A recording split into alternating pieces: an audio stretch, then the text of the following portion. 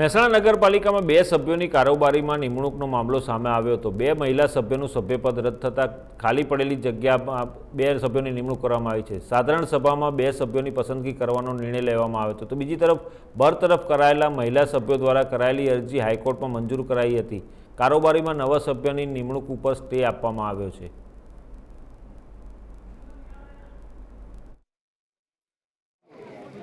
કારોબારીના બે સભ્યો જે આપણે કોર્પોરેટરો બે ગેરલાયક ઠરેલા છે, એ કારોબારીમાં બે સભ્યો હતા, એટલે એ બે જગ્યા ખાલી પડી હતી, એટલે ચેરમેને દરખાસ્ત કરી હતી એ સભ્યો ભરવા માટેની। એમાં એ બે સભ્યો એમને નિમણૂક આપી છે। અમે ઉમેદવારી નથી કરી, એનું કારણ છે કે વિકાસના કામોમાં, અને જ્યારે એમના બે 9 સભ્યો છે જ ઓલરેડી, એટલે અમે બે સભ્યો અમે અમારી ઉમેદવારી કરી નથી। કારોબારી જે મોકૂફ રાખેલા કામો હતા એ 7 કામો મંજૂર કર્યા છે, જે બધા જે ટેન્ડરો થઈ ગયેલા હતા, જે ભાવ મંજૂર કરવાના હતા, એ લોકોએ 3 થી 4 વાર એમને કારોબારી મુલતવી રાખીને કોઈ કામો નહોતા કરતા, એ અમે વિકાસના કામો અમે બોર્ડમાં ચડાવ્યા હતા, અને બધા કામો આજે બધા મંજૂર કરવામાં આવ્યા।